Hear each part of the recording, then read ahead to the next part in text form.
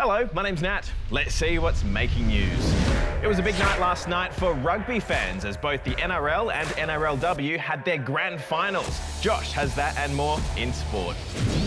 It was a win for the Broncos and another win for the Broncos. The greatest night ever. Very emotional. 19 years in the coming. The girls weren't even born last time it happened.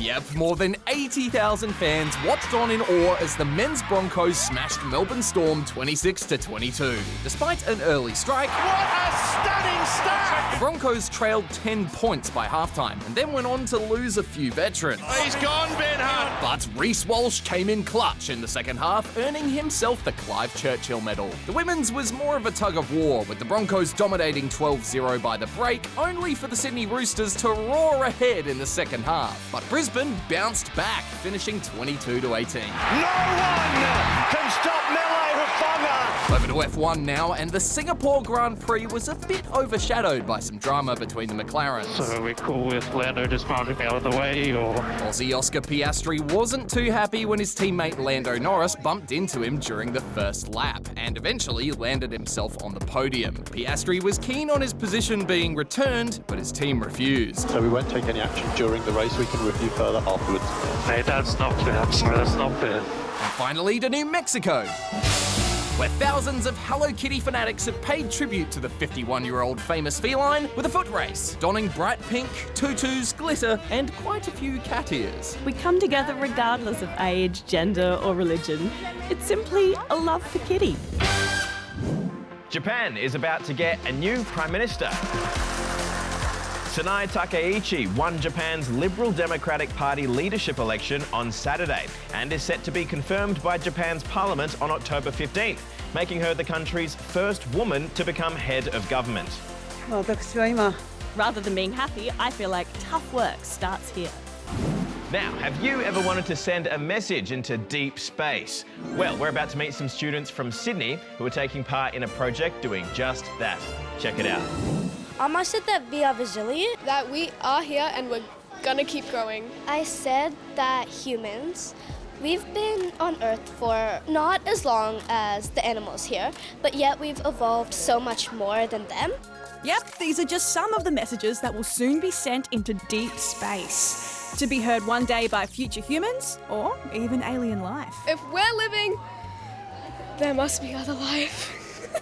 It's all part of something called the Humans Project, run by the Massachusetts Institute of Technology, who are collecting the words and voices of people from all over the world to tell the universe who we are and how we see ourselves. And over the weekend, Sydney-siders were able to record their messages in audio booths at the Powerhouse Museum. Even Aussie astronaut Catherine Bennell-Pegg was there. If I could send one thing, it would be the rocket equation. All the answers will be etched into a nano wafer like this, a tiny record-like disc built to survive deep space. We have ignition. It'll launch in 2027, marking 50 years since the Voyager space probe mission in 1977 sent a similar record called the Golden Record into the cosmos, carrying music, pictures, and human voices. Hello from the children of planet Earth. But this project hopes to be a bit different, a deeper, more personal reflection of humanity. Hello again. Now it's time for some stories that'll make you go, whoa, that's big. Much like my head in proportion to this frame. First up to pets in Ecuador, who received a special blessing from a priest on World Animal Day. World Animal Day coincides with the feast of St. Francis of Assisi, who's the patron saint of animals. Now to a robot waitress in Albania. This cafe claims it's the first one in the country. They had to import it all the way from China and reprogram it to speak Albanian, which has been a worthwhile exercise. Apparently, the robot has boosted visitor numbers by about 30 to 40% since July. Yeah, it's very funny.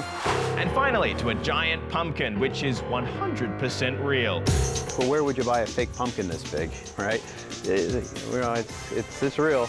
Tony has been growing this gigantic pumpkin in his backyard for months now and hopes to enter it into a competition where it'll go head-to-head against other giant pumpkins. It actually gets a little scary at some point, right? You're like, wow, this thing's really taking off. How far is it going to go?